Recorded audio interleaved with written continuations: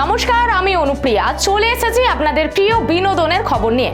সচেতন নাগরিক হিসেবে ভোট দেওয়া খুবই জরুরি। মুম্বাইয়ের সপরিবারে ভোট দিলেন মেগাস্টাররা।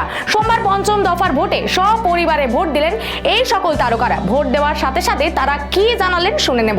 দেখলেন সেলিব্রিটিদের ভোট পর্ব, কেমন লাগলো অবশ্যই জানাবেন, আর লাইক কমেন্ট করতে ভুলবেন না। চোখ রাখুন খবর বাংলায়। ফিরে আসবো আবার নতুন বিনোদনের খবর নিয়ে। আগেও সোশ্যাল মিডিয়ায় সচেতন নাগরিক হিসেবে ভোট দেওয়ার বার্তা দিয়েছিলেন বাচ্চা। মনে করিয়েছিলেন ভারতীয় নাগরিক হওয়ার কর্তব্য কি।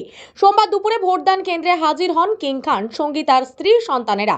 সপরিবারে বান্দ্রার বিশেষ ভোট কেন্দ্রে পৌঁছন বাচ্চা। নাগরিক অধিকার প্রয়োগ করলেন শাহরুখ খান। একাধিক ছবিতে তিনি গণতন্ত্র নিয়ে একাধিক বার্তা দিয়েছেন। ঝড়ের গতিতে ভাইরাল হয়েছিল গণতন্ত্র নিয়ে জওয়ানে বলা তার সংলাপ।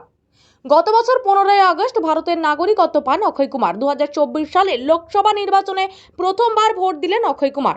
ভোট দিয়ে বেরিয়ে ক্যামেরায় মুখোমুখি হন অক্ষয়। তাকে বলতে শোনা যায়, আমি আমার ভারতের উন্নয়নের কথা মাথায় রেখে ভোট দিয়েছি এবং সমস্ত ভোটারদের এটি মাথায় রাখা উচিত এবং তাদেরও সঠিক প্রার্থীকে ভোট দেওয়া উচিত।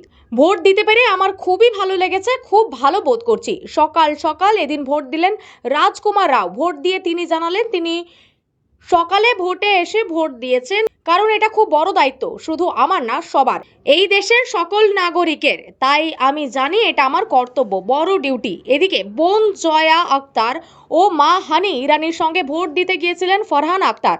ফরহান এবং জয়া উভয়ই কালো টি শার্ট এবং ট্রাউজার পরেন এবং তার কালি আঙুল দেখিয়ে মায়ের সাথে প্যাপের জন্য পোজ দেন।